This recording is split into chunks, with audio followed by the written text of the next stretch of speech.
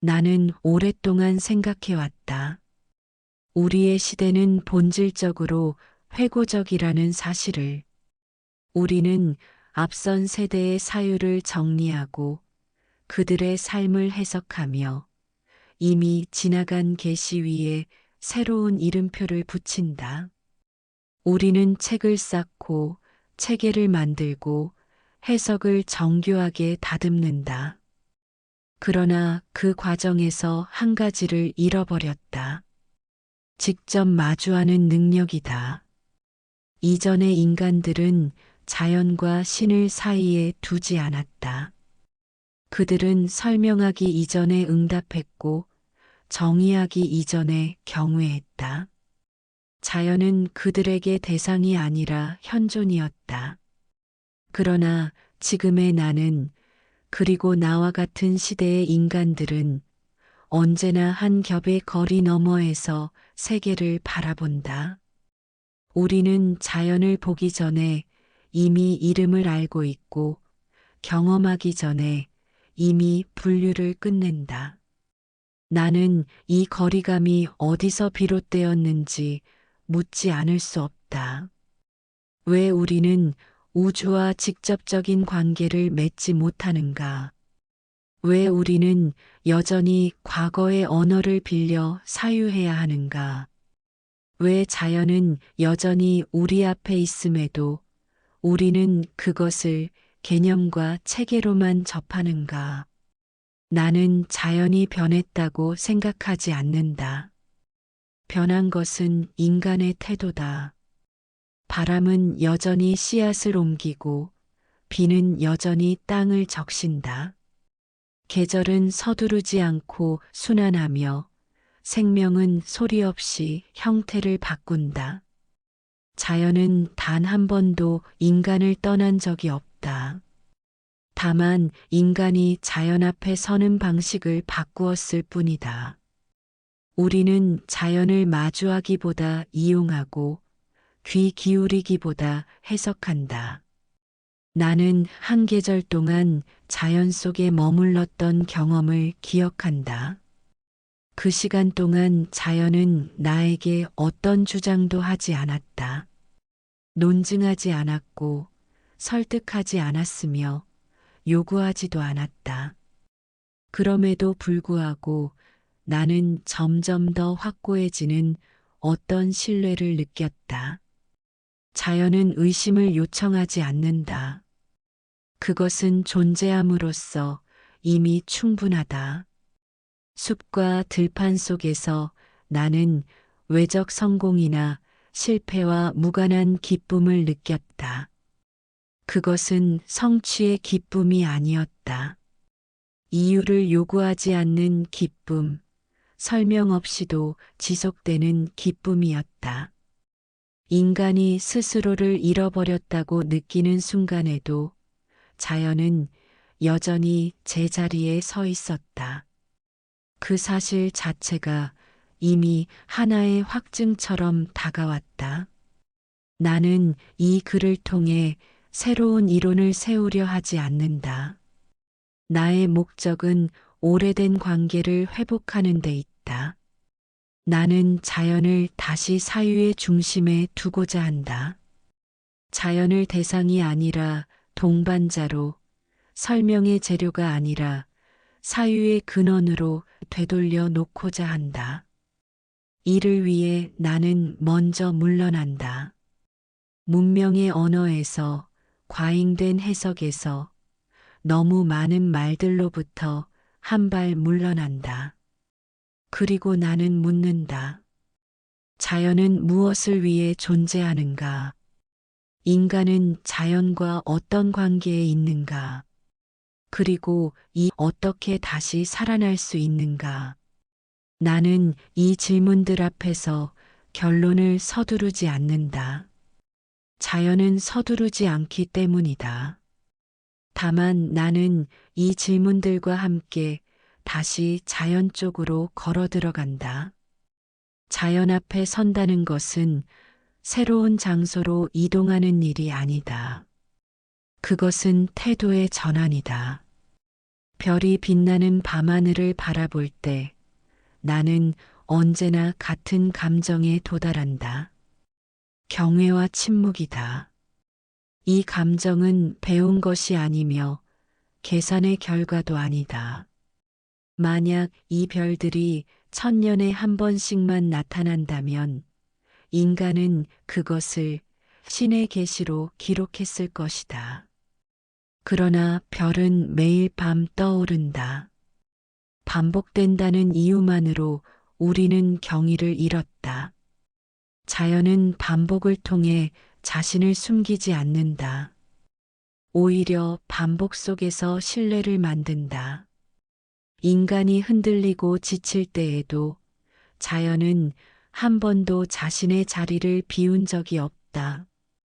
이 변함없음이야말로 자연의 가장 깊은 언어다. 숲속에 들어서면 인간의 과도한 자기의식은 서서히 사라진다. 타인의 시선, 사회적 역할, 평가의 기준은 흐려진다. 나는 나무가지 사이로 흔들리는 땅 위에 서서 나 자신이 투명해지는 것을 느낀다. 나는 중심이 아니다.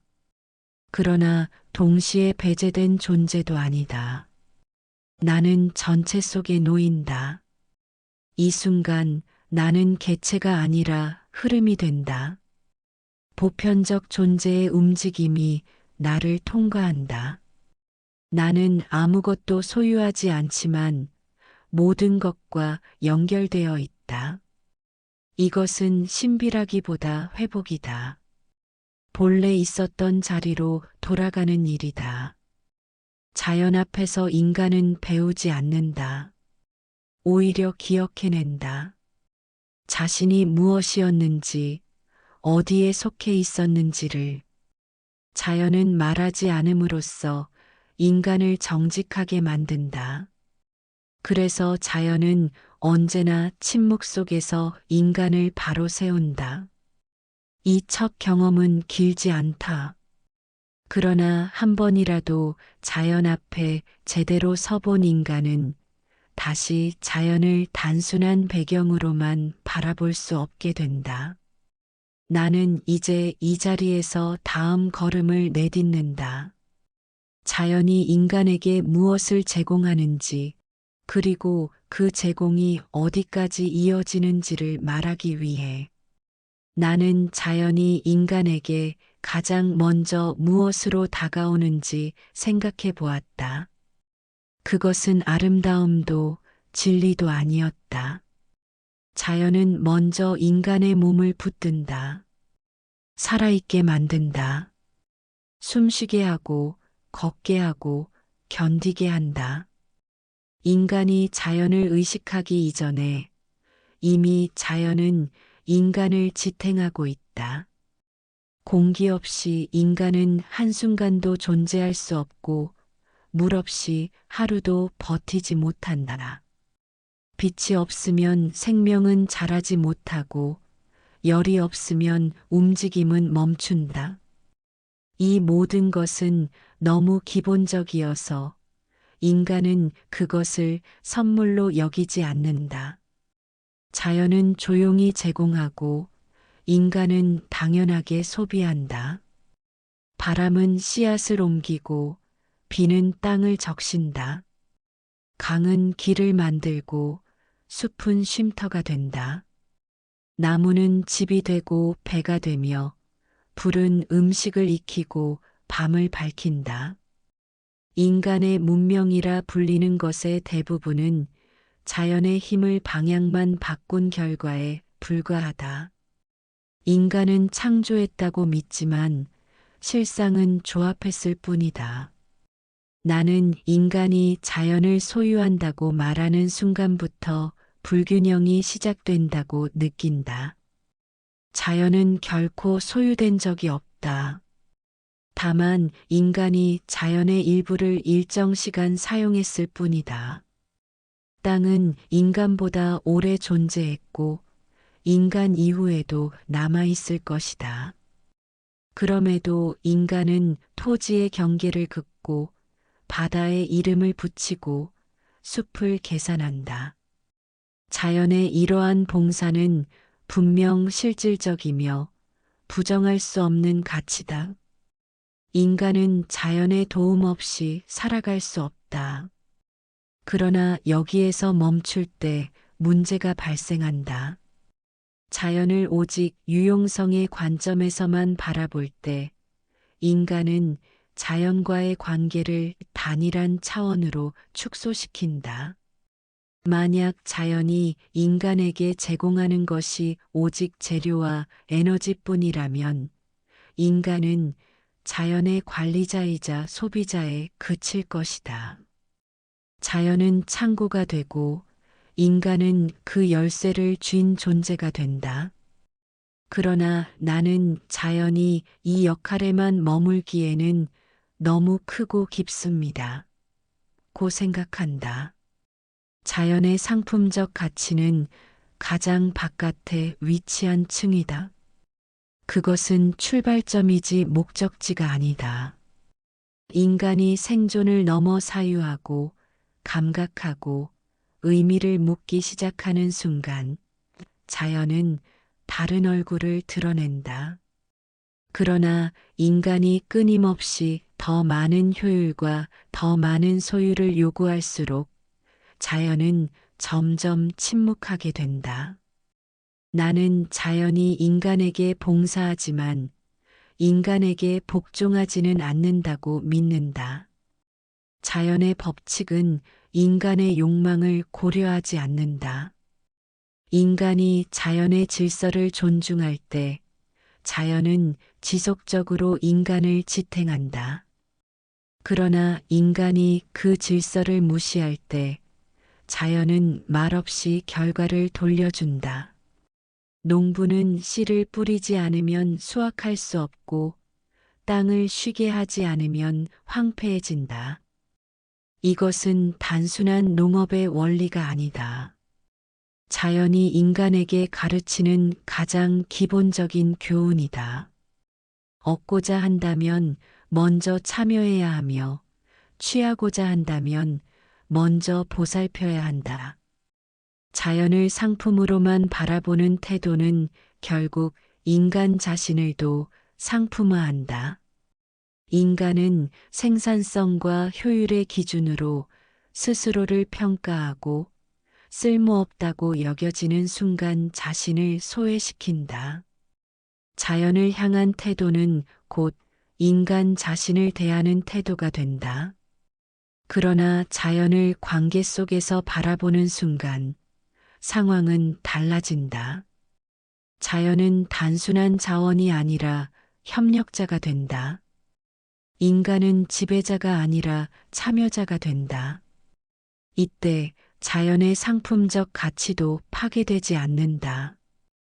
오히려 지속성을 얻는다. 나는 자연이 인간에게 필요한 만큼만 자신을 내어준다고 느낀다. 인간의 탐욕이 아니라 인간의 이해 수준에 따라 자연은 얼굴을 바꾼다. 자연은 항상 열려 있지만 인간이 그것을 어떤 눈으로 바라보느냐에 따라 전혀 다른 세계가 드러난다. 상품으로서의 자연을 이해하는 것은 필요하다. 그러나 거기에 머무는 순간 인간은 자연과의 더 깊은 관계로 나아갈 수 없다. 자연은 언제나 그 다음 단계로 인간을 부르고 있다. 이제 나는 자연이 인간에게 제공하는 또 다른 차원, 생존을 넘어 감각과 영혼을 흔드는 차원으로 시선을 옮기려 한다. 그곳에서 자연은 더 이상 유용한 것이 아니라 아름다운 것으로 모습을 바꾸기 시작한다. 나는 자연이 인간에게 제공하는 두 번째 얼굴이 아름다움이라는 사실을 오래 고민해 왔다. 자연은 인간을 살게 한 뒤 비로소 인간을 느끼게 한다. 이 느끼게 함이 바로 아름다움이다. 자연의 아름다움은 필요해서 나오지 않는다. 그것은 목적 없이 다가오며 그 무목적성 속에서 인간은 오히려 자유를 경험한다. 산은 인간을 감동시키기 위해 존재하지 않는다. 바다는 인간을 위로하기 위해 출렁이지 않는다. 들판은 인간의 시선을 의식하지 않고 펼쳐져 있다.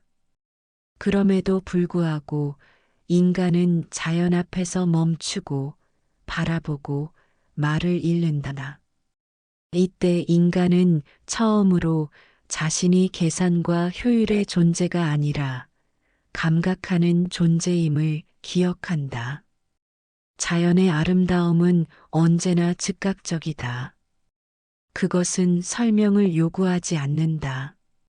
숲길에서 마주친 빛과 그림자의 교차, 구름 사이로 스며드는 저녁의 색채, 물 위에 부서지는 바람의 흔들림은 사유 이전에 먼저 도달한다. 인간은 이해하기 전에 이미 반응한다. 이 반응은 학습된 것이 아니다. 어린아이가 꽃을 보고 웃듯이 인간의 감각은 자연에 대해 본능적으로 열려 있다. 문명이 이 감각을 흐리게 만들었을 뿐 제거하지는 못했다. 자연 앞에서 인간은 다시 감각의 원점으로 돌아간다. 아름다움은 단순한 장식이 아니다. 그것은 질서의 징후다. 자연의 형태에는 균형이 있고 색채에는 조화가 있으며 움직임에는 리듬이 있다. 이 질서는 인간의 정신과 공명한다. 그래서 인간은 자연의 아름다움 앞에서 편안함을 느낀다. 그것은 낯선 기쁨이 아니라 오래전에 알았던 질서와의 재회다. 나는 자연의 풍경이 인간의 마음 상태를 반영한다고 느낀다. 마음이 산만할 때 자연은 흐릿하게 보이고 마음이 고요해질수록 자연은 선명해진다. 자연이 변한 것이 아니라 인식이 달라진 것이다. 아름다움은 대상의 성질이면서 동시에 인식의 상태다.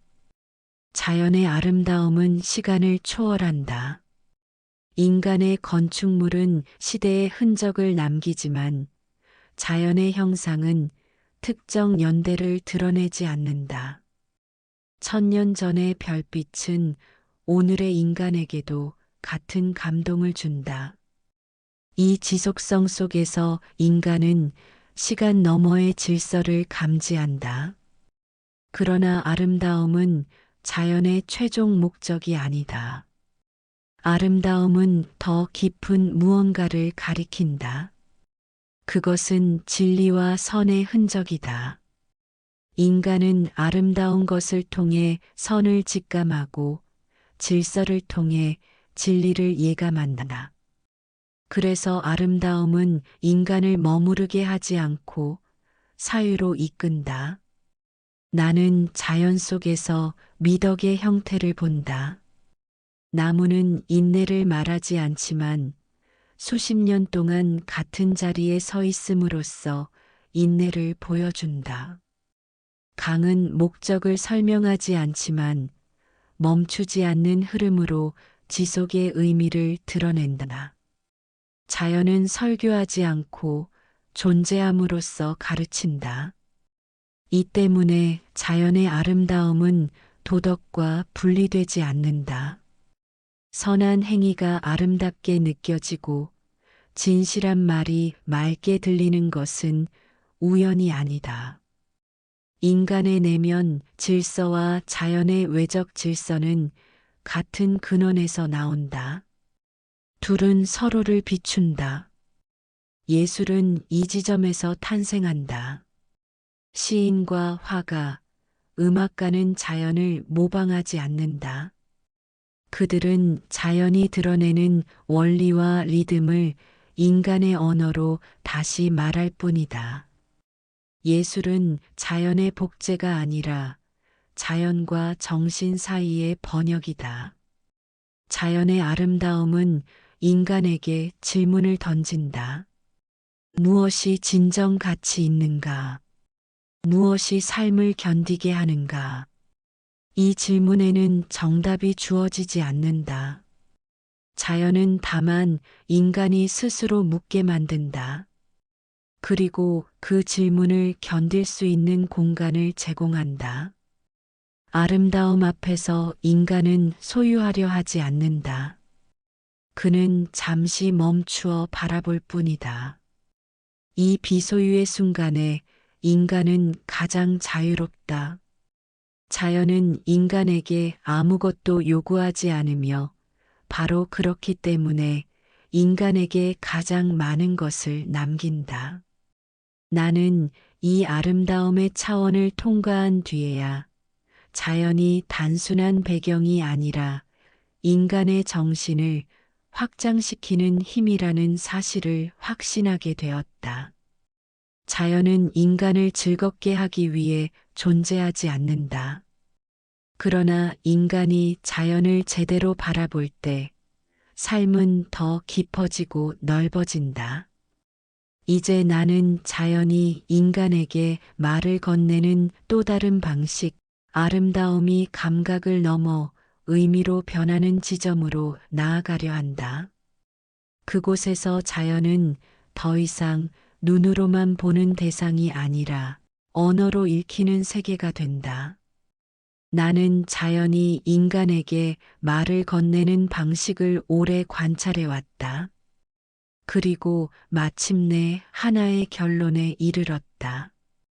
자연은 단지 말의 소재가 아니라 언어 그 자체라는 사실이다. 인간의 언어는 자연으로부터 태어났으며 자연을 떠나서는 완성될 수 없다. 인간이 사용하는 모든 단어를 거슬러 올라가 보면 그 뿌리는 감각적 경험에 닿아 있다. 가장 추상적인 개념조차 처음에는 구체적인 사물과 현상을 가리켰다. 정신이라 부르는 것은 원래 숨과 바람을 의미했고, 이해한다는 말은 어떤 것 아래에 서 있다는 뜻에서 나왔다. 올바름과 비뚤어짐은 직선과 곡선에서 비롯되었다. 이것은 단순한 어원적 사실이 아니다. 인간의 사고 구조가 자연의 구조와 맞닿아 있다는 증거다. 인간은 보이지 않는 것을 말하기 위해 보이는 것을 빌려왔다.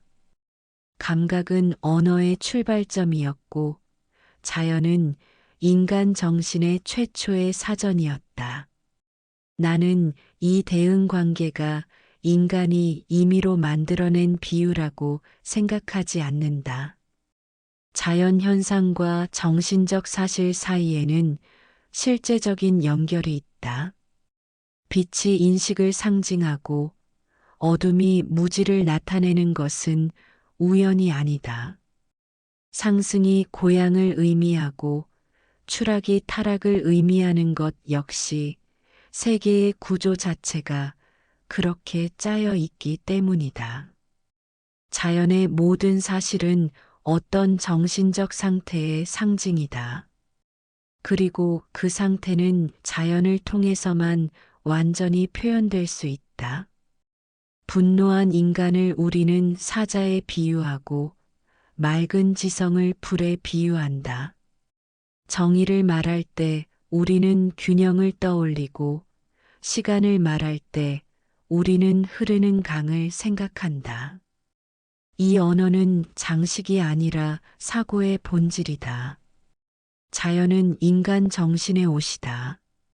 자연의 가시적 형상은 인간 정신의 구조를 입고 있다. 이 원리를 이해하는 순간 세계는 더 이상 침묵하지 않는다. 사물은 단순한 대상이 아니라 의미를 담은 기호로 변한다. 자연을 언어로 읽을 수 있는 사람은 세계를 단절된 사물들의 집합으로 보지 않는다. 그는 하나의 통일된 문장을 읽는다. 구름의 이동, 계절의 변화, 바람의 방향은 정보가 아니라 문맥이 된다. 자연은 끊임없이 말하고 있으며 인간은 그 말에 귀를 기울일 준비만 하면 된다. 시인과 연설가, 철학자와 신학자는 모두 이 자연의 언어를 읽는 사람들이다. 그들은 자연을 관찰하는 데서 멈추지 않고 자연을 통해 말한다. 그들의 말이 힘을 갖는 이유는 그것이 개인의 감정이 아니라 자연과 정신 사이의 실제 대응을 건드리기 때문이다. 비유와 은유는 인간 언어의 부차적 장치가 아니다. 그것은 사고가 작동하는 방식 그 자체다. 인간은 자연의 한 부분을 다른 부분과 연결함으로써 의미를 확장한다. 이때 자연은 분절되지 않고 하나의 유기적 전체로 드러난다. 이 사실은 인간에게 하나의 책임을 부여한다. 자연을 파괴하는 것은 단지 환경을 훼손하는 일이 아니다. 그것은 인간 자신의 언어를 파괴하는 일이다. 자연과의 단절은 곧 의미의 붕괴로 이어진다. 말은 많아지지만 말이 가리키는 실제는 사라진다. 나는 오늘날 인간의 언어가 점점 공허해지는 이유를 여기에서 본다. 자연과의 연결이 끊어질수록 언어는 기호만 남고 의미를 잃는다. 설명은 늘어나지만 이해는 깊어지지 않는다. 자연의 언어는 소리보다 침묵에 가깝다. 그것은 명령하지 않고 암시한다. 설득하지 않고 초대한다. 이 언어를 이해하기 위해 인간은 조급함을 내려놓아야 한다.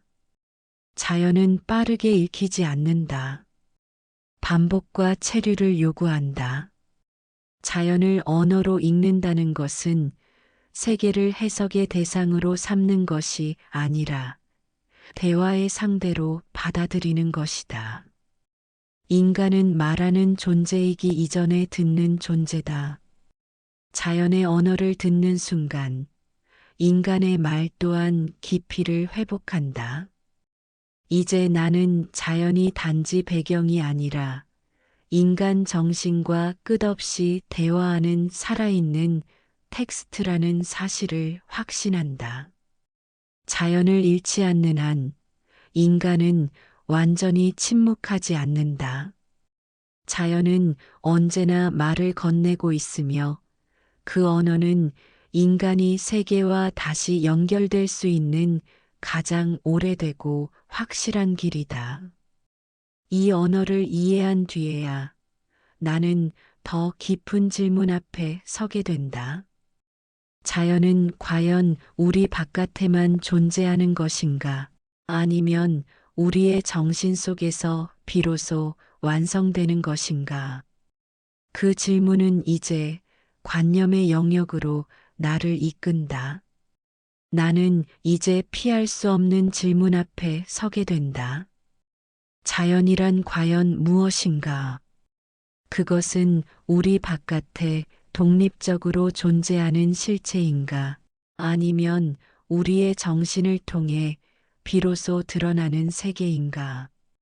일상 속에서 우리는 자연을 확고한 현실로 여긴다. 산은 그 자리에 있고 나무는 뿌리를 내리고 있으며 별은 밤하늘에 떠 있다. 우리는 이 세계가 의심의 여지 없이 존재한다고 믿는다. 그러나 사유를 한 걸음만 깊게 밀어 넣으면 이 확신은 흔들리기 시작한다. 내가 실제로 접하는 것은 자연 그 자체인가? 아니면 감각을 통해 형성된 자연의 인상인가? 색은 사물에 있는가? 아니면 나의 눈에 있는가? 소리는 공기에 있는가? 아니면 나의 귀에 있는가? 우리가 세계라 부르는 것은 감각과 정신이 함께 만들어낸 하나의 장면일지도 모른다. 가장 확실한 것은 오직 하나다. 나는 생각하고 있다는 사실, 그리고 그 생각을 인식하고 있다는 사실이다. 외부 세계는 이보다 덜 확실하다. 나는 사물을 직접 아는 것이 아니라 사물이 내 정신에 남긴 흔적을 안다. 이 깨달음은 자연을 부정하지 않는다. 오히려 자연을 더 깊은 차원으로 이끈다. 자연은 무의미한 물질의 집합이 아니라 정신과 끊임없이 관계 맺으며 드러나는 현상이다. 관념론은 자연의 실제성을 파괴하지 않는다. 다만 자연이 절대적이고 고정된 실체라는 믿음을 내려놓게 한다. 자연은 정신과 분리된 대상이 아니라 정신 속에서 끊임없이 새롭게 구성되는 세계다. 나는 시인들이 이 진실을 본능적으로 알고 있다고 믿는다. 시인은 자연을 그대로 복제하지 않는다. 그는 자연을 변형하고 응축하고 다시 배치한다. 이 과정에서 자연은 단순한 배경이 아니라 정신의 표현이 된다. 종교 또한 이 길 위에 서 있다. 영적인 시선에서 물질 세계는 최종 실제가 아니다. 형태는 사라지고 의미만 남는다. 하늘과 땅은 지나갈 것이다. 이 말은 자연을 경시하는 선언이 아니라 자연을 더 깊은 상징으로 끌어올리는 말이다. 철학은 이 사유를 개념으로 정리한다. 버클리는 물질이 독립적으로 존재하지 않으며 우리가 물질이라 부르는 것은 관념들의 집합일 뿐이라고 말했다. 이 논쟁이 완결될 필요는 없다. 나에게 중요한 것은 하나다. 자연이 결코 정신과 무관한 무의미한 덩어리가 아니라는 사실이다. 관념론의 관점에서 자연은 우연의 부산물이 아니라 의미를 담은 형식이다. 자연은 생각의 흔적이며 정신이 자신을 외부로 드러낸 모습이다. 이 관점은 자연의 가치를 낮추지 않는다. 오히려 자연을 더 숭고하게 만든다. 자연은 더 이상 소비의 대상이 아니라 해독해야 할 텍스트가 된다. 나무 한 그루, 돌 하나, 물결 하나에도 정신의 문장이 새겨져 있다. 자연을 관념적으로 이해한다는 것은 현실을 부정하는 일이 아니다. 그것은 현실을 더 깊이 받아들이는 방식이다. 현상 너머의 질서를 보고 물질 너머의 의미를 인식하는 것이다. 이때 자연은 침묵하지 않는다. 그것은 끊임없이 말을 건넨다.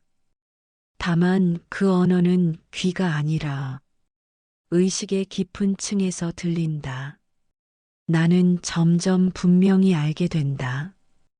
자연은 나의 바깥에만 있는 것이 아니다. 그러나 나의 내면에만 갇혀 있는 것도 아니다. 자연은 나와 세계 사이, 정신과 현상 사이에서 끊임없이 생성된다. 이 순간 나는 자연을 바라보는 위치를 바꾼다. 나는 더 이상 관찰자가 아니다. 나는 자연의 내부에 서 있다. 나는 자연을 해석하는 동시에 자연에 의해 해석되는 존재다. 이렇게 자연은 대상에서 관계로 변한다. 사물에서 의미로 이동한다. 관념론은 자연을 해체하지 않는다. 오히려 자연과 인간을 다시 결합시킨다.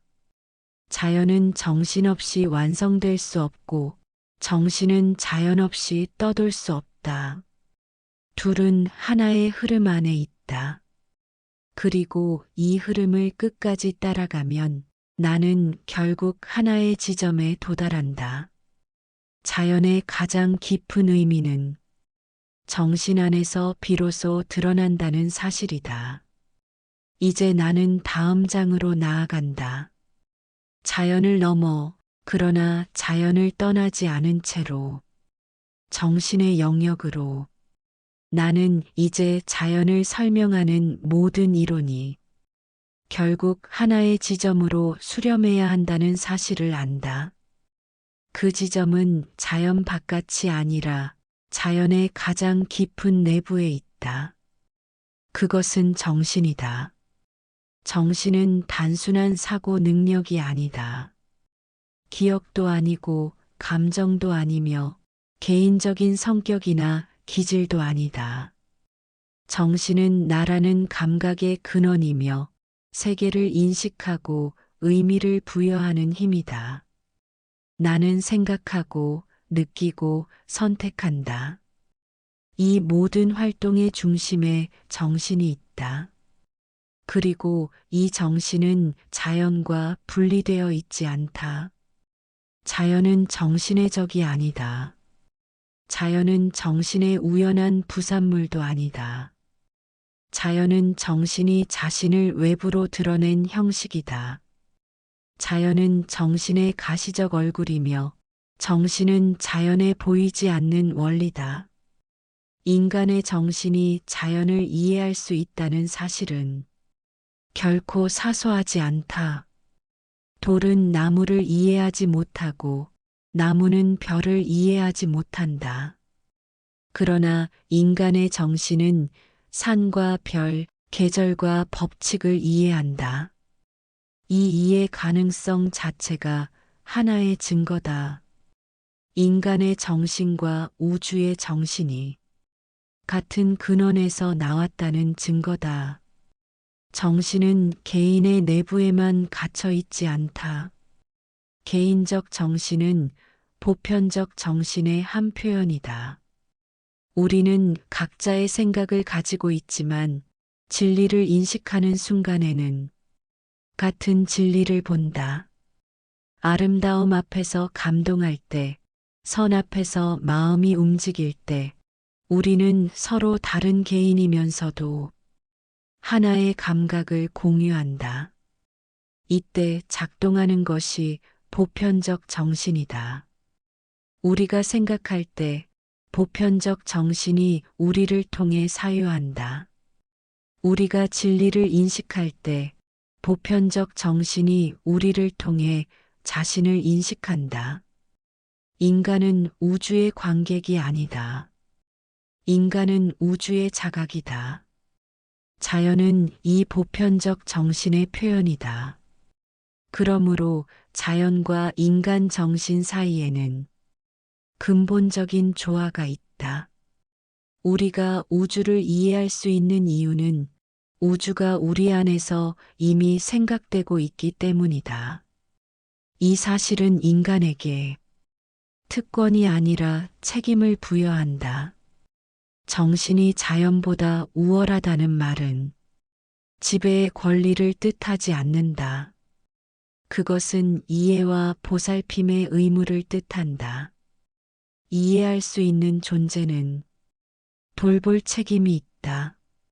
정신은 자연을 착취하는 도구가 아니다. 정신은 자연을 해석하고 존중하고 보호하는 힘이다. 인간이 자연을 파괴할 때 그는 자연만을 해치는 것이 아니다. 그는 정신과 자연 사이의 조화를 스스로 파괴한다. 결국 그것은 자기 파괴다. 인간은 자연의 일부이면서 동시에 자연을 초월한다. 우리는 물질로 이루어졌지만 물질을 사유한다. 우리는 시간 속에 있으면서 영혼을 생각한다. 이 이중성 속에 인간 존재의 위대함과 비극이 함께 있다. 정신은 이 긴장을 견디는 자리다. 필연과 자유가 만나는 곳, 자연의 법칙과 도덕의 법칙이 겹쳐지는 지점이 바로 정신이다. 자연은 정신의 무대이며 정신은 자연의 의미다. 둘은 결코 분리될 수 없다. 자연 없는 정신은 공허하고 정신 없는 자연은 침묵한다. 둘이 만날 때 세계는 비로소 말하기 시작한다. 나는 이 지점에서 분명히 말할 수 있다. 자연을 끝까지 이해하면 우리는 결국 정신을 만나게 된다. 그리고 그 정신은 나 혼자의 것이 아니라 우주 전체와 연결된 하나의 흐름이다. 이제 나는 다음으로 나아간다. 자연과 정신의 관계를 넘어 그 관계가 우리 삶을 어떻게 변화시키는지를 묻기 위해 전망을 향해 이제 나는 묻는다. 우리는 어디에 서 있는가? 나는 자연을 상품으로 보았고 아름다움으로 보았으며 언어로 훈련으로 그리고 마침내 정신으로 보았다. 이 모든 탐구의 끝에서 남는 질문은 단 하나다. 인간은 자연과 어떤 관계로 다시 서야 하는가? 현재의 인간은 자연과 분리되어 있다. 우리는 자연을 살아있는 질서로 보지 않고 이용 가능한 대상, 분석 가능한 물질, 정복해야 할 환경으로 본다. 그 결과 자연은 침묵했고 인간은 고립되었다. 그러나 이것이 인간의 본래 상태는 아니다. 고대의 시인과 예언자들은 자연을 살아있는 언어로 읽었다. 숲과 하늘, 강과 별은 그들에게 말을 걸었다.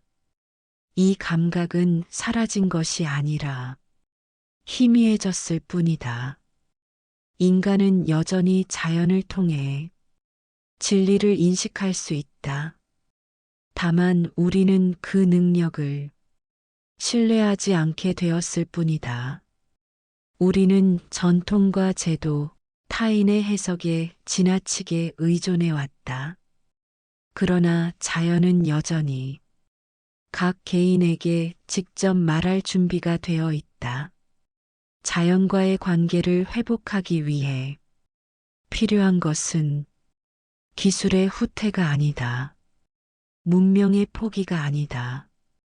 필요한 것은 인식의 전환이다. 자연을 다시 영적인 것으로 인식하는 일, 자연이 정신의 상징임을 받아들이는 일이다. 이 전환이 일어날 때 세계는 전혀 다른 모습으로 드러난다. 나무는 제목이 아니라 생명이 되고, 강은 자원이 아니라 흐름이 되며, 하늘은 배경이 아니라 사유의 공간이 된다. 이 변화는 조용하다. 그러나 확실하다. 자연을 존중하는 마음은 삶의 모든 영역에 스며든다.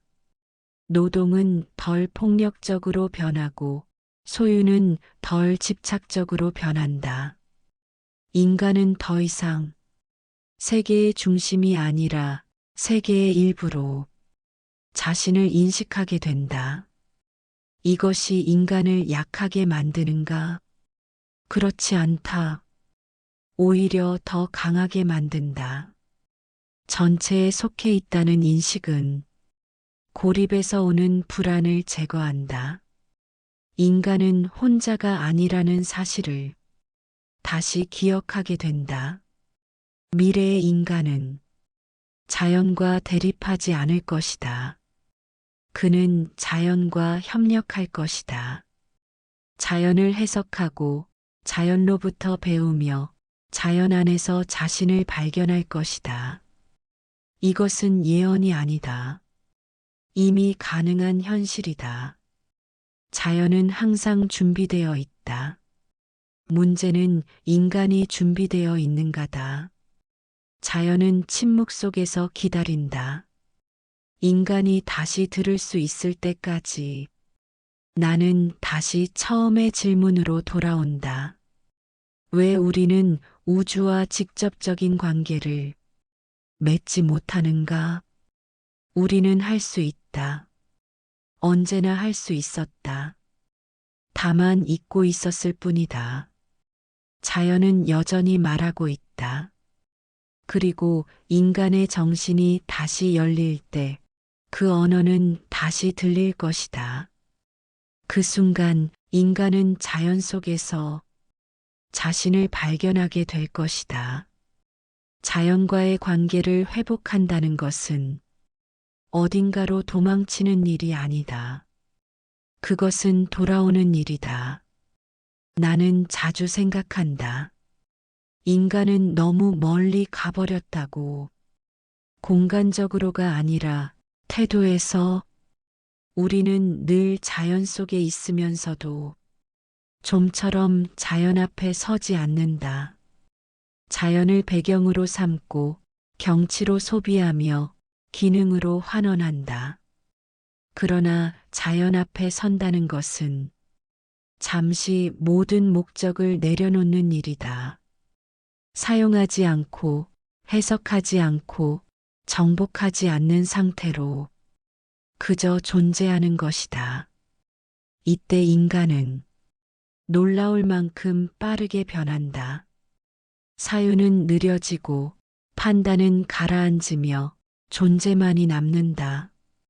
나는 숲속에서 이 순간을 여러 번 경험했다. 말이 사라지고 개념이 멀어지고 이름 붙이기 이전의 세계가 다시 열리는 순간이다. 이때 자연은 아무것도 가르치지 않는다. 그러나 모든 것이 정렬된다. 나무는 설명하지 않지만 그 자리에 서 있고 강은 목적을 말하지 않지만 흐르고 있으며 하늘은 의미를 주장하지 않지만 존재하고 있다. 이 단순한 사실 앞에서 인간의 정신은 오랫동안 잃어버렸던 균형을 회복한다. 나는 이 경험을 신비라고 부르지 않는다. 오히려 정상이라고 부른다. 인간이 본래 있었던 자리로 돌아오는 일이기 때문이다. 자연 속에서 나는 덜 생각하고 더 느낀다. 덜 해석하고 더 받아들인다. 그리고 그 순간 나는 더 명료해진다. 도시에서 인간은 끊임없이 자극받는다. 소리, 이미지, 속도, 요구. 이 모든 것은 정신을 분열시킨다. 자연은 다르다. 자연은 하나의 리듬만을 갖는다. 느리지만 끊어지지 않고 조용하지만 지속된다. 이 리듬 속에 인간의 호흡이 맞춰질 때 삶은 다시 하나의 흐름이 된다. 나는 자연 속에서 시간에 대한 감각이 달라지는 것을 느낀다. 급박함은 사라지고 과정이 드러난다. 나무는 서두르지 않고 자라며 강은 도착을 서두르지 않는다. 그럼에도 모든 것은 정확한 때에 이른다. 이 느림은 게으름이 아니다. 정확함이다. 자연은 항상 제 시간에 도착한다. 인간이 자연과 함께 있을 때 삶은 경쟁이 아니라 참여가 된다. 성과가 아니라 존재가 된다. 나는 자연 속에서 나 자신을 잊는다. 그리고 그 잊음 속에서 비로소 나 자신이 된다. 개인적 자아는 작아지지만 존재는 확장된다. 나는 고립된 개체가 아니라 살아있는 흐름의 일부가 된다. 이 경험은 종교의 교리도 철학의 체계도 필요로 하지 않는다. 그것은 누구에게나 열려 있고 누구에게나 동일하게 다가온다. 자연은 선택하지 않는다. 다만 받아들인다. 침묵 속에서 나는 듣는 법을 배운다. 귀로가 아니라 존재 전체로. 자연의 침묵은 공허가 아니다. 그것은 모든 소리의 근원이다.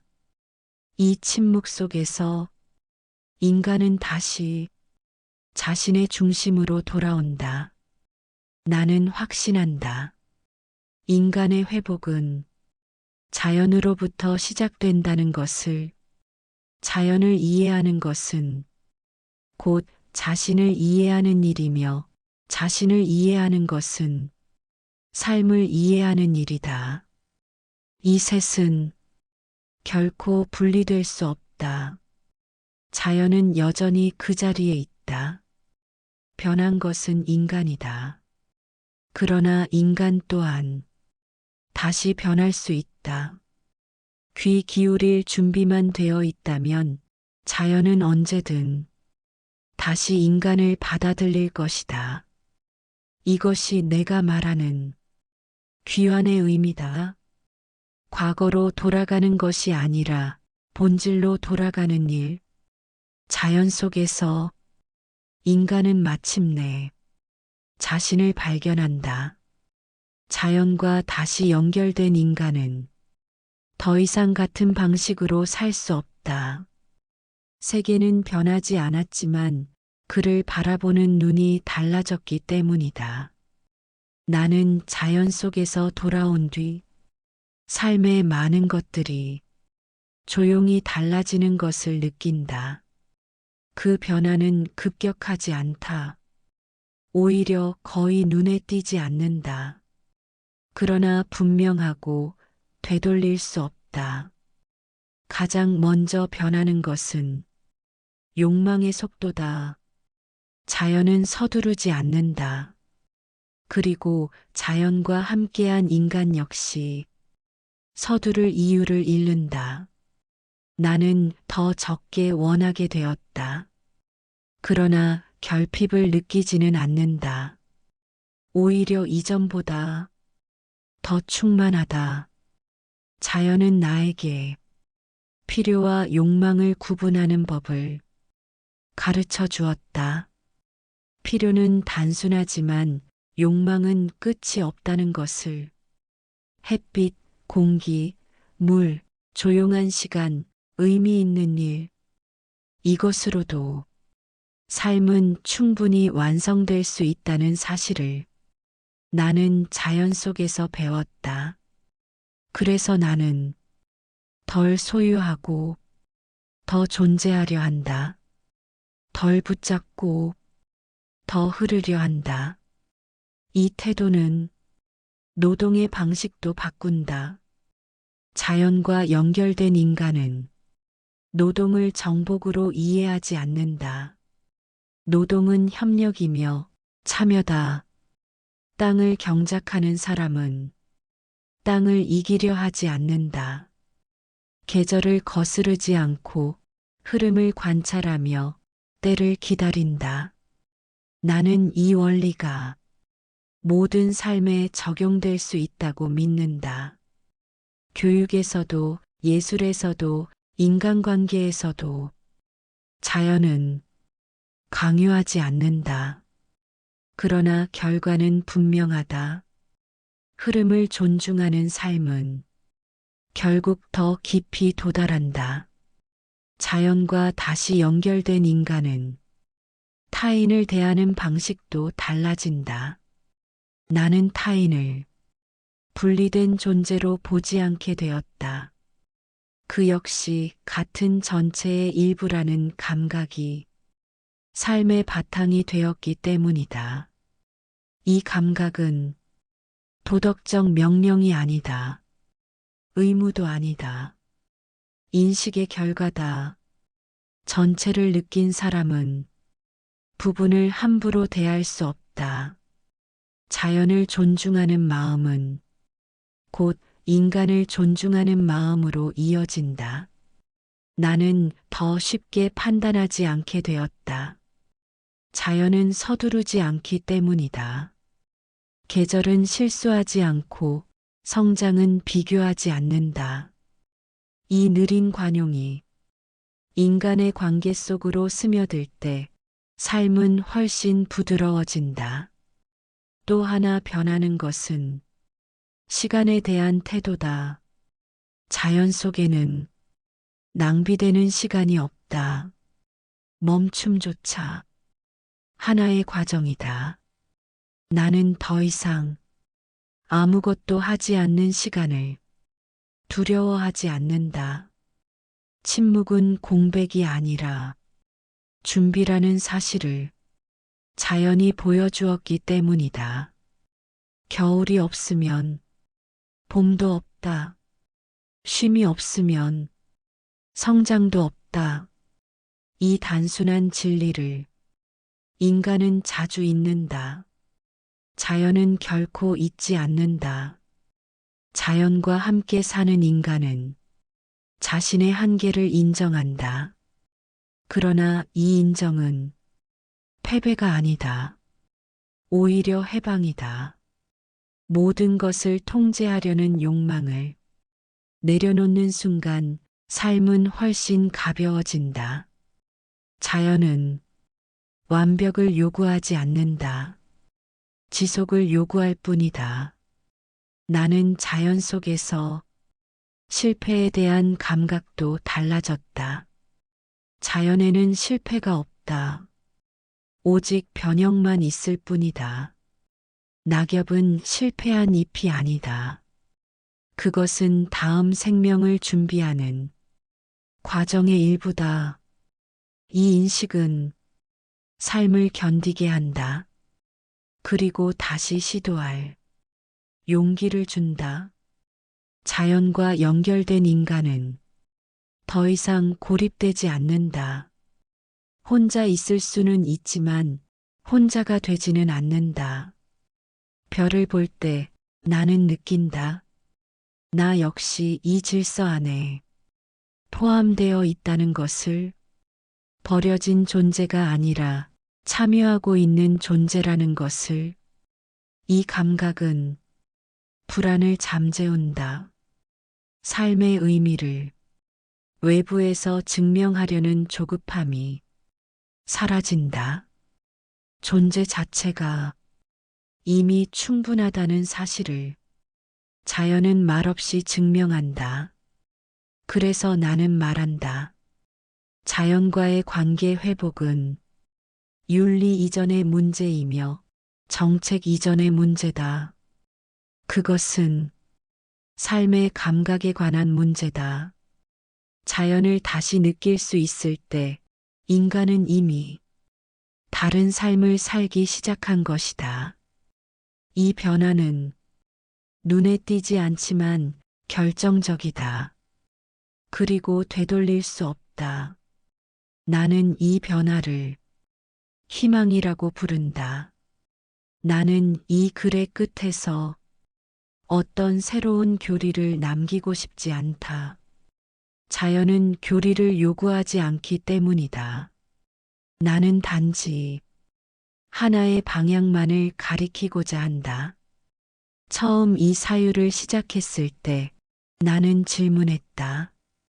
왜 우리는 우주와 직접적인 관계를 맺지 못하는가? 왜 우리는 늘 누군가의 눈을 빌려 세계를 바라보는가?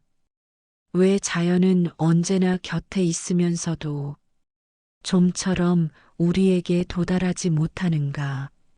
이 질문은 이제 다른 모습으로 남아있다. 자연은 결코 멀어진 적이 없었다. 멀어진 것은 우리의 태도였다. 자연은 언제나 같은 자리에 서 있었다. 하늘은 변함없이 열려 있었고 땅은 묵묵히 지탱하고 있었으며 계절은 한 번도 약속을 어긴 적이 없다.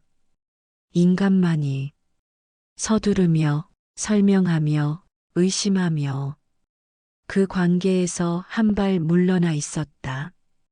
나는 자연을 통해 세계에 대해 더 많이 알게 된 것이 아니다. 오히려 세계에 대해 덜 말하게 되었다. 그리고 그 침묵 속에서 더 분명하게 느끼게 되었다. 자연은 이해의 대상이 아니라 동행의 자리다.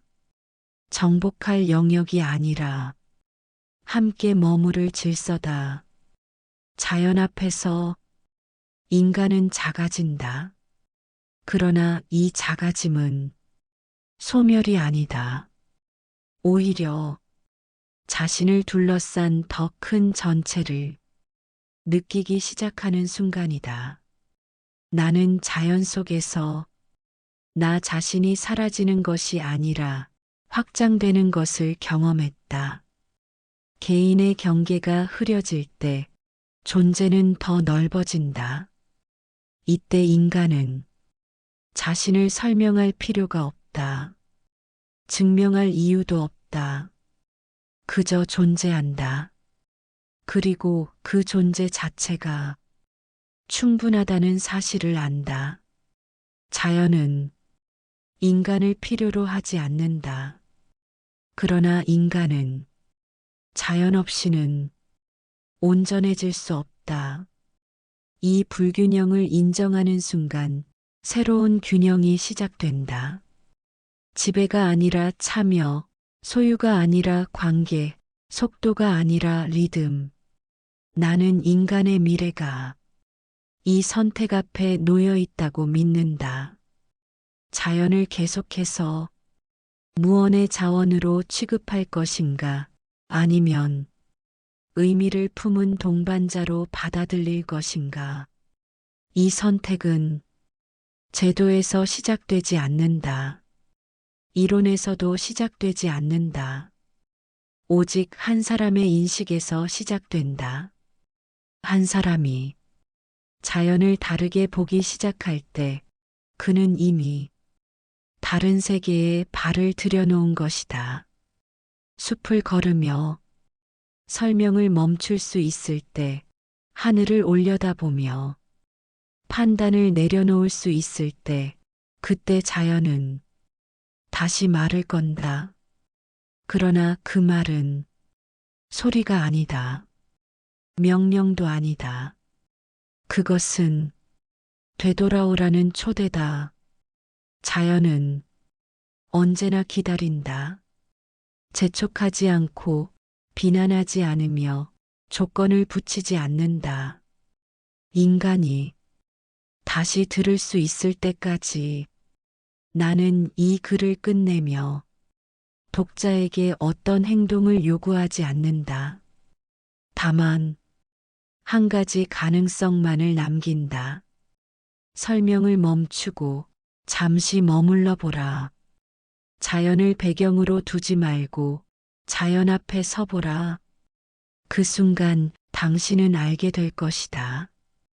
자연이 당신에게 무언가를 가르치려 하지 않았다는 것을, 다만 당신을 본래의 자리로 돌려보내고 있었을 뿐이라는 것을. 자연은 언제나 그 자리에 있다. 그리고 인간은 언제든 다시 그곳으로 돌아갈 수 있다. 이것이 내가 자연으로부터 배운 마지막 진실이다.